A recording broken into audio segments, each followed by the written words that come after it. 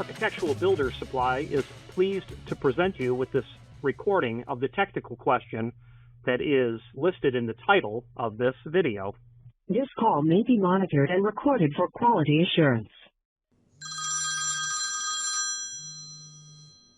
Okay, what can I help with? Okay, so I've got these installed, but several of them throughout a project, and we're on a 24-volt security system. And when they are hitting the activation card, I'm getting like a whir sound, but I'm not getting actual activation out of them. So I'm trying to troubleshoot that. I looked for a troubleshooting manual, but I couldn't find one. So I'm at your mercy now. So, how old are these? Brand new. Okay. So you're getting a whir sound. Okay, that's good. What is the power supply that you're using? Oh, first of all, what exit device do you have? It is I think it's a Kawneer 1686. Okay, so it's a 1686, and it is a electric latch retraction. Is it a motor or a solenoid? It's got to be a motor if it's brand new and you're hearing a whir sound. That's what a motor would make.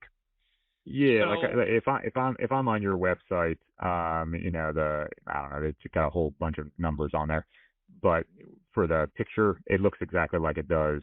As far as there's like a motor and there's a shaft that's threaded and all of that in there. Yeah, awesome.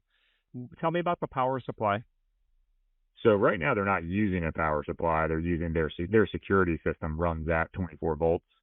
Yeah, so that's where the absolute fail is occurring. There's two choices. You remember what Henry Ford said? You can have any color you want as long as it's black. So, for sure. And with this, if you're not using the NP1, you are not going to get operation. So, okay. You can't power it through anything other than the NP1 power supply, and it's not that something else can't provide 1.5 amps, 24 volts, 1.5 amps. What nothing else can provide is the electronic communication that's occurring between the two. So it's not going to work without that. So in high energy doors, automatic doors on a grocery store, those sensors nowadays, they send a signal to the controller, say, "Hey, I'm good. Are you good?" And the controller comes back. Controller says, "Hey, I'm good. Are you good?" And the sensor says, "Wow, thanks for asking. I'm awesome." And they do that on every cycle. And without that communication, you may not have something run right. And that's absolutely lights out what you have to do right now in the sense of getting it powered, getting it running. Gotcha. And then the way it works, I guess, so I could just put these power supplies in my security room and I guess run my contacts to those power supplies and then take my wires and run those into that and then I could use the same wiring and everything, but absolutely got a little work to do there. You do. You got to have the NP1, which we stock. 1 and 2 go to the exit device on the terminal block. 3 and 4 go to your switch. So your access control is going to go there. Okay. And then do they need to be independently powered with 120, or I can just communicate 24 volt through them? You've got to have voltage going to the power supply. You can power it with line voltage, obviously. You can also power it with 24 volt DC, provided that you're making available to it 1.5 amps.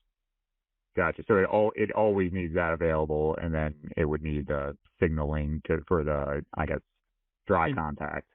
And that's what's happening. Yeah, definitely dry contact. That's what's happening in the NP1 power supply. It's the signaling that's really happening. Not that it's providing 24 volts and then, the amperage needed. It's the signaling that the NP1 is doing that you can power the NP1 however you want, either with line or low voltage, as long as you've got 1.5 amps available to it in either scenario. But the handshake has to occur. Without the handshake, there's nothing. Okay.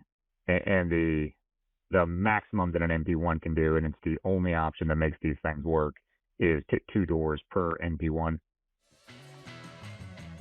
If you are enjoying this video, please click thumbs up or like, and also please consider subscribing to our channel. Let's move on to the rest of the video. Absolutely. When you look at the wiring diagram on those things, you're going to be able to run 2 devices. So if you have an exterior and vestibule scenario, yeah, you won't have any problem with that. We can pull up the NP1 and look at the manual. Operates 2 devices, and that's just going to be literally 2 terminal blocks that are on or in the power supply. There's literally door 1, door 2. Gotcha. Okay, so it said like a double door is that's 2 doors, right? Oh, absolutely. Yeah, pair of doors, 2 single. Yeah, absolutely. Period. If you're gonna ask if you've got concealed vertical rod motor on both doors, absolutely. Yeah, if you've got an automatic operator, whatever you're doing. Gotcha. Okay. Now asking you from the sales side, if I got to go and purchase all these NP1s for a whole job, so it's probably 40 of them. Wow. Yeah. Wow, you're going to need some Bayer aspirin when you hear how expensive these are. I'm looking at how expensive they are. So it's basically adding $500 per door, $500 or $600 per door, plus whatever my install cost is. Yep. You want to talk with whoever wrote the hardware set for those doors. Yeah. I missed a big piece. I mean, I half wonder, would I be better off swapping out the push bars? Well, so that's where I was going to go next. Yep. The question really becomes is, what amperage is your access control providing? And you can possibly yank those MELs out and then put in something else. The bottom line is let's just say that you could buy command access electric latch retraction kits and swap them out. You're going to be within spitting distance of the power supply when you buy all of these new electric latch retractions. Let's say that for a large order of NP1s, I get that number down in a competitive bid, right? So we're good. And then on the command access, you've got to really decide your rate. It doesn't take long to swap all those out. You do have the value, I guess, of the MELs that you've pulled out, but keeping it clean is, if you have to find every dime, then yeah, we have to investigate different kits.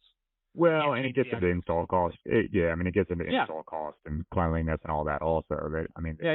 The install cost is probably lower on just yanking one operator, putting another operator in, and then it should be good to go.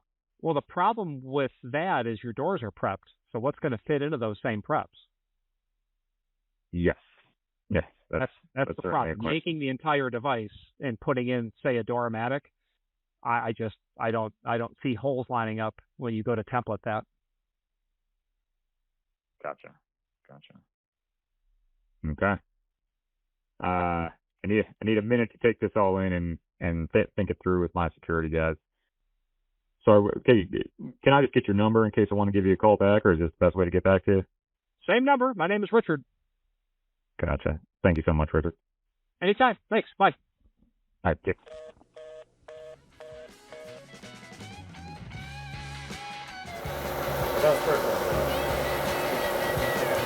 You know what's worse than forgetting how to turn on your Becker vacuum pump hold-down system? It's not participating in the March Contest Architectural Builder Supply giveaway.